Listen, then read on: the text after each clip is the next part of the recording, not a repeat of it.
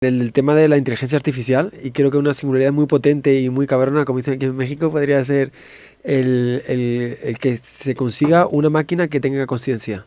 Demostraría que la conciencia no es algo único del ser humano Sí, y desmitificaría muchas cosas sobre la conciencia. Si conseguimos crear conciencia artificial y que un robot diga, yo siento, yo estoy vivo, en ese momento, wow, sería muy sí. loco. Pero ahí entraríamos en un dilema muy raro porque podrías hacer un robot que pueda engañar al humano a creer que tiene conciencia, pero realmente no lo tiene. Es como si yo te digo, pues puedo pintar una línea en una computadora que va a tener suficientes píxeles que te voy a hacer creer que es un vector, pero realmente no es un vector porque hay una cantidad de píxeles que la delimitan.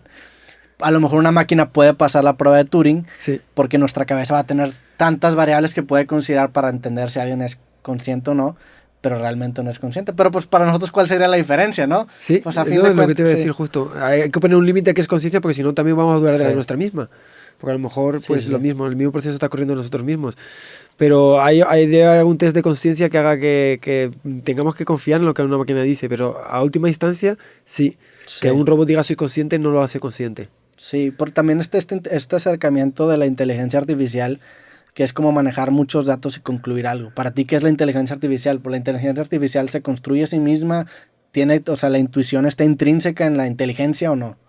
Wow, pues eso también me... Porque el acercamiento bruto a la inteligencia artificial es analizar un chingo de datos y tomar conclusiones con base a la información que se nos presenta. Ajá.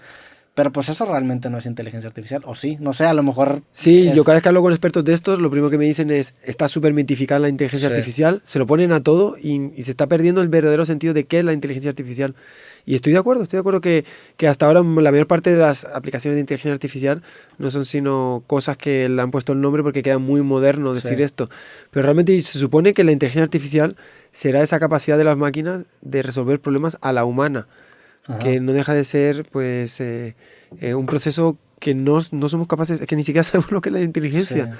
Es un proceso muy complejo y cuando se consiga replicar a eso lo podremos llamar inteligencia artificial. Hasta ahora le llaman inteligencia artificial a sistemas de desarrollo de problemas que se asemejan sí, a la forma de resolver el problema humano. Pero ni siquiera se puede decir que de momento sea inteligente, simplemente sí. está imitando algo. Pero propiamente dicho, creo que no hay nada que sea verdaderamente inteligente artificialmente, teniendo en cuenta que ni siquiera sabemos qué es la inteligencia. No Sí. hay una definición de inteligencia clara. También es esta idea de que a lo mejor pues nosotros como humanos estamos proyectando nuestras inseguridades en las máquinas. Sin Porque duda. de ser nosotros deterministas, pues entonces ni siquiera nosotros seríamos inteligencia artificial, porque estaríamos corriendo un algoritmo que nos Tal arroja cual. ciertos resultados. Que ahí te metes en este tema justamente del podcast que se llama creativo, que qué es la creatividad. O sea, la creatividad a lo mejor puesta de una forma muy técnica es encontrar ideas que tengan una distancia semántica muy amplia, extrapolarla y aplicarla acá sería como una idea Sí. creativa. Pero pues a fin de cuentas eso también es cuantificable, entonces podrías hacer un algoritmo que haga que una máquina tenga ideas creativas, ¿no? Sí, sí, sí. Para ti, ¿qué es la creatividad? De hecho, en el libro este de Harari de Homo Deus, Ujú. prácticamente habla así, nos llama algoritmos, somos algoritmos. Y realmente es una visión muy moderna de qué es la vida. Y en ese sentido, si es así, es que no nos diferencia nada de una máquina y Sí, da mucho miedo. Pero sobre qué es la creatividad, pues precisamente eso. Y también vuelve un poquito a lo que estamos hablando. Decías de conectar dos ideas que están separadas. Cuando uno tiene una idea creativa, es como que le llueve del cielo. Y sí, somos incapaces de decir por qué ha surgido esa idea, cómo surgió.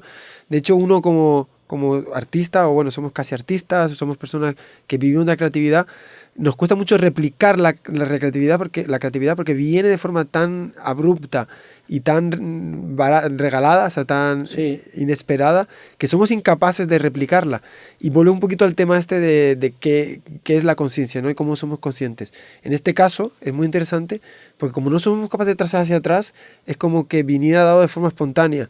Y seguramente sea esa conexión entre el yo consciente y el yo inconsciente, ¿no? sí. Seguramente sea un proceso cerebral que está continuamente aplicándose y que simplemente nuestro cerebro consciente pesca de alguna manera, pues Sí, el inconsciente el inconsciente te escupe momentos de eureka Y está bien loco porque muchas veces las grandes ideas no te llegan, te interrumpen. Porque como que es necesario bajar la guardia de tu inconsciente. Es como cuando jugabas Mario y que intentabas cazar a Boo, el fantasmita.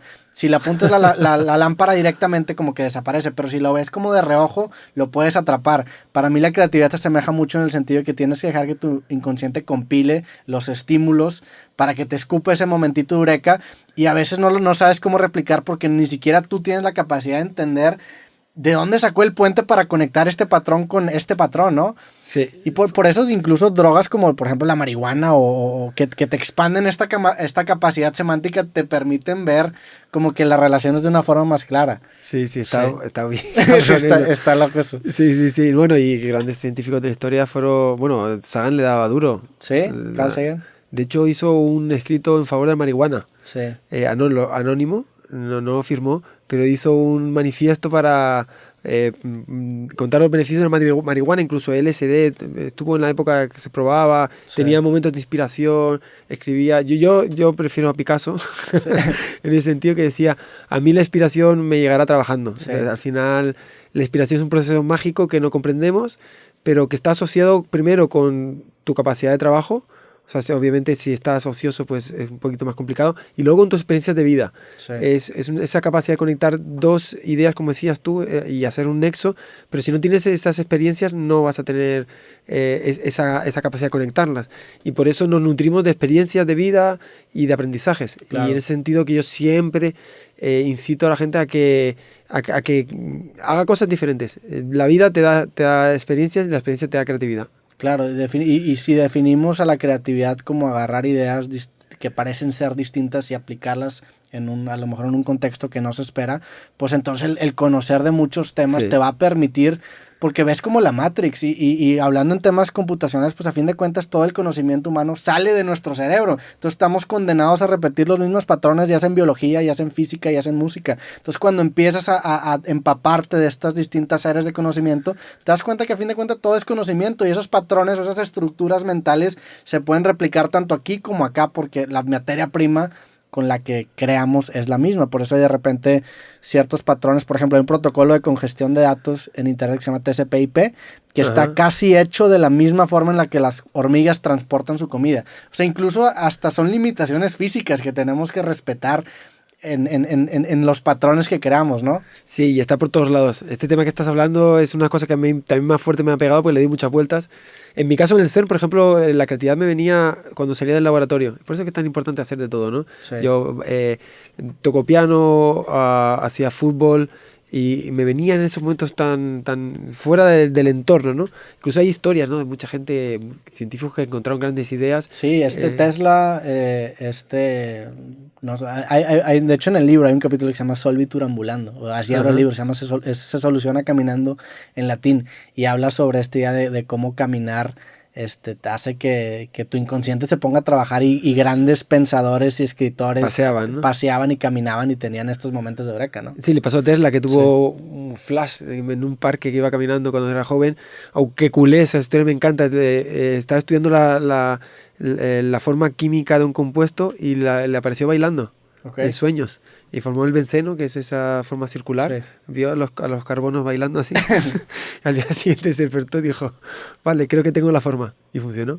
Qué cosa, ¿verdad? Sí. En sueños. ¿Qué son los sueños? O sea, realmente cómo funciona el cerebro en el sueño, de dónde saca las ideas, cómo las recupera. Es que volviendo a lo mismo, es súper loco todo.